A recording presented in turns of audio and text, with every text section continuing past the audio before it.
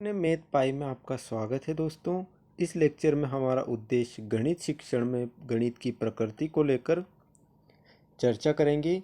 हम यहाँ पर इस वीडियो में गणित की वैसे तो बहुत सारी प्रकृति होती है, नेचर उसका बहुत व्यापक है। उन शब्दों पर नहीं जाएंगे कि गणित की अपनी भाषा होती है जिसमें इसका नाप तोल दिशा स्थान वगैरह में इनका उपयोग किया जाता है और ये वैज्ञानिक दृष्टिकोण को बढ़ावा देती है। ये सारी चीज़ें कॉमन सेंस वाली होती है जिसको हम आसानी से अगर एग्ज़ाम में अपन को प्रश्न मिलते हैं और अगर विकल्प में हमें जो शब्द सीधे सीधे दिए हुए रहते हैं वो तो हम आसानी से पकड़ सकते हैं। लेकिन जो सार गर्भित शब्द होते हैं जिनका मीनिंग तो काफ़ी ज़्यादा व्यापक होता है, जिनका अर्थ तो काफ़ी ज़्यादा वृहत होता है, लेकिन हम उन शब्दों को उनका अर्थ नहीं याद होने के चक्कर में हम उन प्रश्नों पर अटक जाते हैं और वहाँ डाउट होने के चक्कर में हम अक्सर उन प्रश्नों को गलत कर बैठते हैं। तो इन सार गर्भित जो बिंदु हैं जो गणित की प्रकृति से रिलेट करते हुए अधिकांश पेपर में पूछे हुए हैं, उन प्रश्नों पर हम कितने अच्छी तरीके से समझ बना पाएँ उनको लेकर हम गणित की प्रकृति में इस लेक्चर को कवर करने वाले हैं। तो आप बड़े इत्मीनान से ध्यान से इनको समझने की कोशिश कीजिएगा। चलते हैं आगे उन सार गर्भित बिंदुओं की ओर जो कि गणित की प्रकृति को लेकर आपके लिए लाए गए हैं। यहाँ पर सबसे पहला बिंदु है गणित का आधार। गणित का जो आधार होता है वो हमारी ज्ञानेंद्रिय होती है। गणित का आधार क्या होती है? हमारी ज्ञानेंद्रिय, नाक कान मुंह गला जो भी है वो ज्ञानेंद्रिय गणित के ज्ञान का आधार। गणित के ज्ञान का आधार क्या होती है? ज्ञानेंद्रिय होती है। ये कई दफ़ा प्रश्न पूछा हुआ है। इसके बाद अगला बिंदु है बिंदु नंबर 2, सर्पिलाकार होती है गणित की। गणित में आप कोई सा भी टॉपिक उठाकर देख लीजिए, हर टॉपिक का, जैसे मान लो आपने पूर्ण संख्या पढ़ी है, पूर्ण संख्या के बाद आपने यहाँ पर पूर्णांक संख्या पढ़ी है, पूर्णांक संख्या के बाद यहाँ पर परिमेय संख्या के बाद आपने यहाँ पर अपरिमेय संख्या, फिर वास्तविक संख्या। तो ये कहीं ना कहीं एक दूसरे से को रिलेट करते हुए जा रही है। तो मतलब कहीं ना कहीं एक दूसरे के ऊपर इनका लिंक बैठा हुआ है। इसका मतलब ये क्या है? सर्पिलाकार है। ठीक है, सर्पिलाकार का मतलब होता है एक दूसरे से लिंक बिठाते हुए आगे बढ़ना। इसके बाद हम आगमनात्मक, यहाँ याद रखना ये आगमनात्मक गणित का गुण होता है, ना कि निगमनात्मक। निगमनात्मक आ जाए तो वो गणित की विशेषता नहीं होती, वो क्या होती है? आगमनात्मक विशेषता होती है। ठीक है, ये स्पेशल शब्द है। आगमनात्मक में क्या होता है? हम शिक्षण विद्या जब पढ़ेंगे तो वहाँ पर देखेंगे कि जब उदाहरण से हम नियम की ओर बहुत सारा उदाहरण लेकर हम नियम बना लेते हैं या सिद्धांत बना लेते हैं, प्रिंसिपल बना लेते हैं, तो वो आगमनात्मक विधि के अंतर्गत आता है। लेकिन यहाँ पर आगमन का अर्थ यहाँ पर हमें दूसरे शब्दों के रूप में समझना है।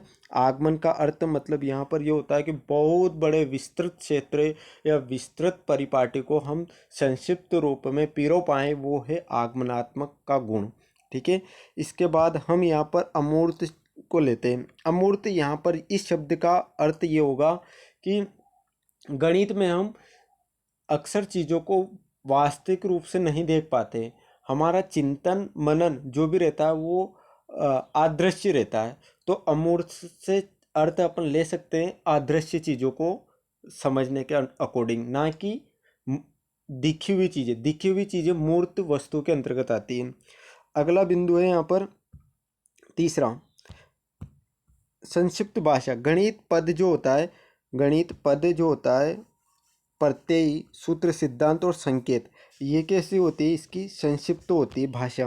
मतलब कोई सी भी गुणा का है, प्लस का चिन्ह लिखने की आवश्यकता नहीं होती, घटाव का चिन्ह है, पद लिखना है तो एक्स प्लस वाई और चीज़ों से मतलब ही नहीं है। तो सीधी सीधी शाप संक्षिप्त भाषा होती है, लेकिन इसका क्षेत्र विस्तृत होता है। इस बात का याद रखना है आपको। इसके बाद अगला बिंदु 4। अब यहाँ पर आपको ये देखना है कि वस्तुएं और तथ्यों के बीच में तुलनात्मक और सामान्यीकरण की योग्यता का विकास होता है। सामान्यीकरण की योग्यता, जैसा कि हमने यहाँ पर बताया हुआ शब्द है आगमनात्मक।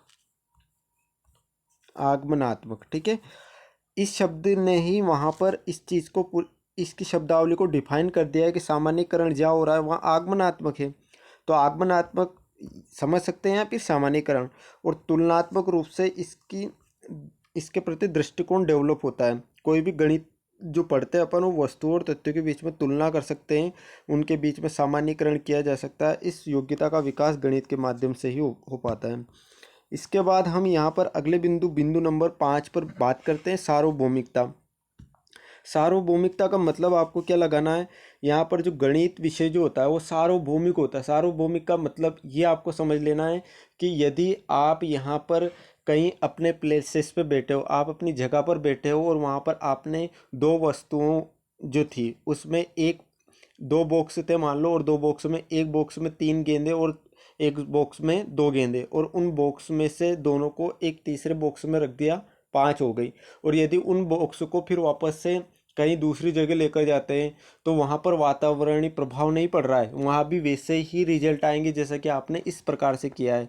तो इसका मतलब ये होता है कि गणितीय आंकड़े जो हैं वो कहीं पर भी चले जाएं, आंकड़ों में परिवर्तन नहीं होता है। इसका मतलब इसमें वस्तुनिष्ठता एक शब्द होता है, उसका भी गुण पाया जाता है, विश्वसनीयता का भी गुण पाया जाता है। और इस शब्द को अपन सार्वभौमिकता को यहाँ पर इस शब्द में थोड़ा सा इसको जोड़कर आगे भी इस बात को स्पष्ट कर सकते हैं कि संदेह रहित। यहाँ पर अपन किसी भी चीज़ को डाउटफुल नज़रिए से संदेह के साथ नहीं दे सकते हैं कि यहाँ पर आंकड़ा बदल सकता है, नहीं, ये सार्वभौमिकता का गुण पाया जाता है जो कि संदेह रहित होता है। इसके बाद अगला बिंदु जो हमारा वो रहेगा ज्ञान। गणित का जो ज्ञान है, गणित का ज्ञान यथार्थ है। मतलब इसमें भी हम ये चीज़ समझ सकते हैं कि यथार्थ का मतलब ये होता है कि जिसका कोई अलग अर्थ नहीं हो, अद्वितीय हो, यूनिक हो।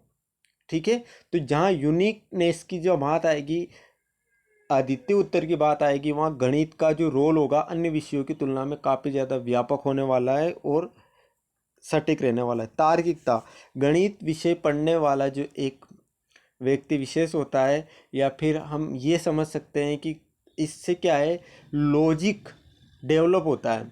ये तार्किकता को मापन करने के साथ साथ इसमें कहीं ना कहीं हम चिंतन और इनके माध्यम से तार्किकता या लॉजिक लगाना हम बेसिक सी बातें सीख सकते हैं।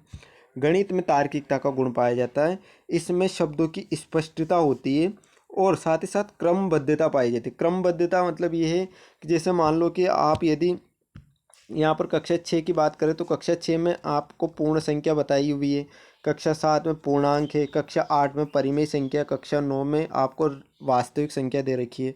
तो इसका मतलब ये होता है कि बालक को अगर पढ़ना है तो क्रमबद्ध रूप से पढ़ेगा। यदि यहाँ का कुछ कॉन्सेप्ट सीखा है तो 7th क्लास में काम में आएगा, 7th के बाद 8th में काम में आएगा, और 8th के बाद तो यहाँ पर चीज़ों को क्रमबद्ध रूप से इसकी जो प्रकृति होती है उसी आधार पर बच्चों को भी पाठ्यक्रम में पढ़ने को मिलता है। इसके बाद परिणामों की निश्चितता, जैसा कि हम जानते हैं कि सार्वभौमिकता का गुण पाया जाता है, तो ये शब्द तो लिखे या नहीं लिखे ऑटोमेटिक उस शब्द से रिलेट करेगा कि परिणामों में निश्चितता पाई जाती है, और उसी में निश्चितता है इसका मतलब प्योरिटी है, शुद्धता है।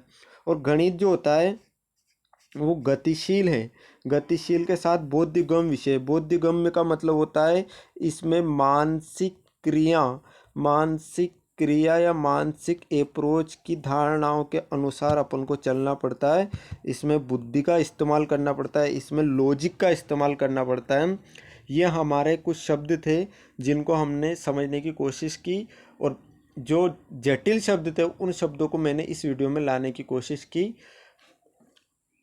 अगले वीडियो में हम यहाँ पर गणित के मूलभूत मूल्यों की ओर चलेंगे। तब तक के लिए मुझे दीजिए इजाज़त। नमस्कार, जय हिंद, जय भारत। आप हमारे चैनल को नए जुड़े हैं तो लाइक एंड सब्सक्राइब कीजिए। Thank you.